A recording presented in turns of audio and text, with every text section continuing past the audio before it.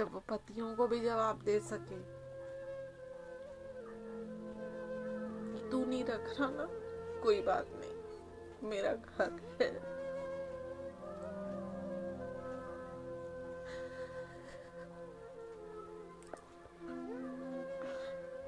और माँ बाप को भी बोल सके कि कोई बात नहीं, मैं तो बेटी हूँ, दुख होगा सुख होगा, चाहे दिल में नफरत तुम भर दोगे, फिर भी तुम्हारे साथ मैं खड़ी रहूंगी। और तुम टेंशन मत लेना कि मैं तुम्हारे घर आऊंगी, नहीं आऊंगी, क्योंकि अब मेरा अलग। हाय हेलो, आप सब कैसे हैं? आई होप जो सब स्वस्थ होंगे, मस्त होंगे, ठीक होंगे।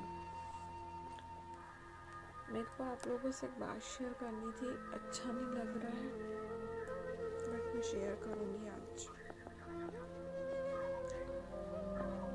एक चीज़ है कि एक जो लड़की रहती है ना, उसका ठिकाना मेरे हिसाब से कहीं नहीं होता।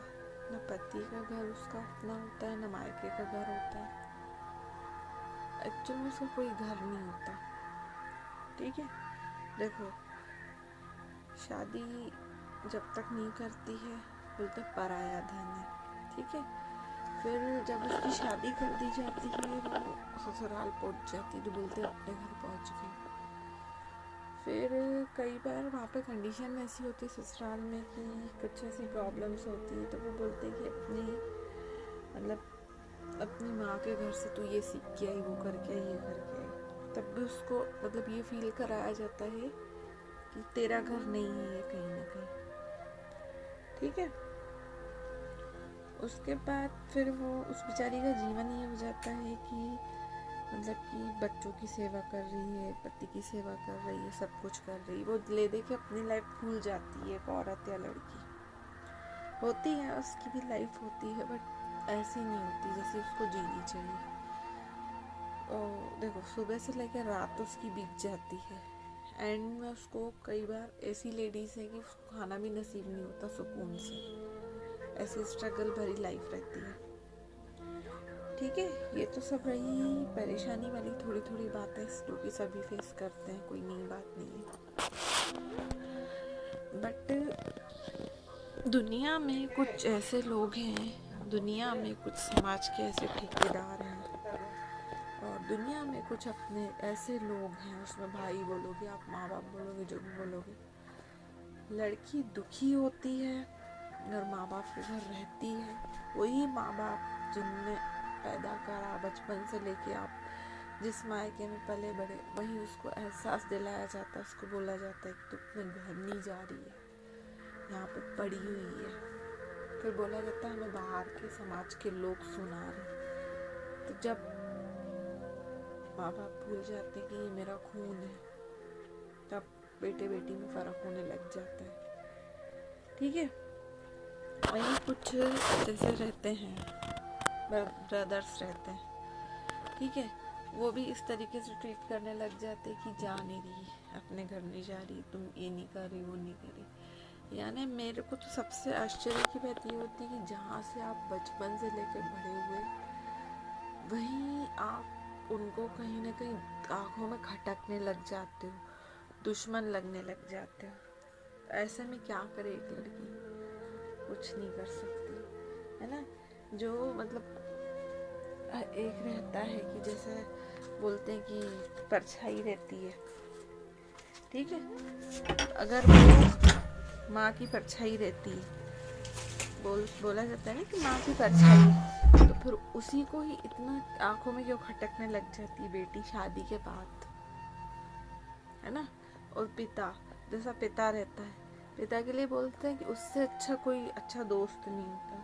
तो वहीं जब बुरा समय आता है तो दोस्त कहाँ चला जाता है। कई लोगों की लाइफ में सिचुएशन ऐसी बीतती होगी और होता है आज भी है। तो मैं एक सबसे आज एक क्वेश्चन करना चाहूँगी कि जो जो जिस समाज को बोला जाता है, ठीक है, वो समाज जब कोई जिसकी बहन बेटी होती है ना, जैसे समाज को बोला जाता है, समाज ये बोलेगी, वो बोलेगी, ये बोलेगी। तो जब किसी के घर में खाने के लिए नहीं हो, या वो बहुत बुरी कंडीशन फेस कर रहा हो, तो समाज उठ के क्यों नहीं आती है? जैसे आज मैं हूँ बहुत परेशानी में,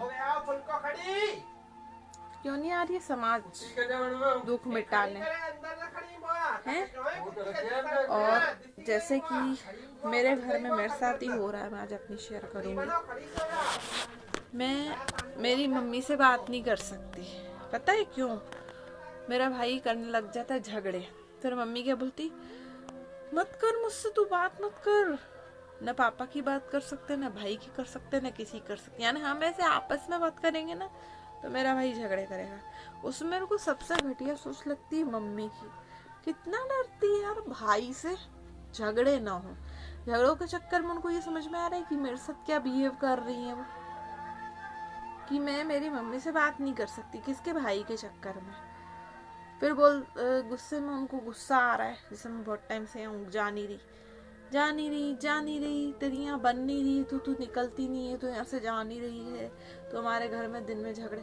जबकि झगड़े की सिचुएशन भी खुद ही पैदा करेंगे। मुझसे क्या गलत चीज़ बर्दाश्त नहीं होती, मैं चिल्ला देती हूँ, तो उनको ये लगता है। तो भाई मेरे को एक चीज़ अब ये महसूस होने लग गई है कि यानी इस घर में या मेरे माँ बाप के ऊपर मेरा कोई हक ही नहीं है, बेटे का ही है।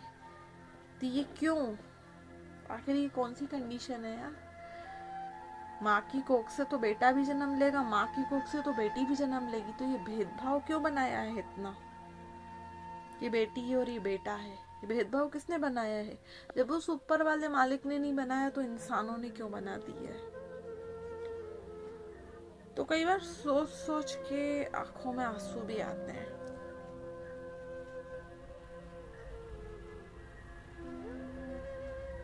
कि बेटी का जन्म नहीं होना चाहिए, बेटी को अधिकार नहीं है, बेटी को हक नहीं है।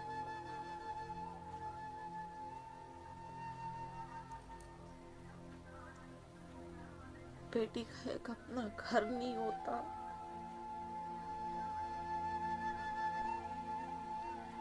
मतलब कि एक घर होना चाहिए एक लड़की का।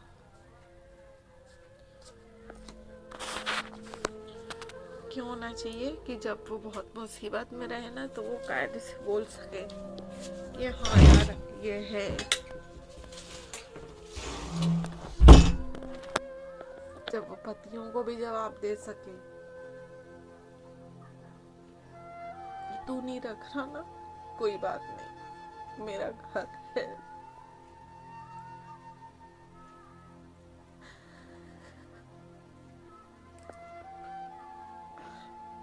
और उस माँ बाप को भी बोल सके कि कोई बात नहीं, मैं तो बेटी हूँ, दुख होगा सुख होगा, चाहे दिल में नफरत तुम भर दोगे, फिर भी तुम्हारे साथ मैं खड़ी रहूंगी।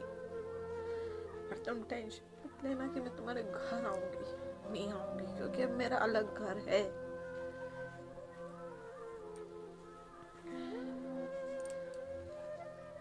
क्योंकि जो एक औरत है ना, औरत का जीवन शायद संघर्ष का ही है, संघर्ष ही करने के लिए बनी हुई है।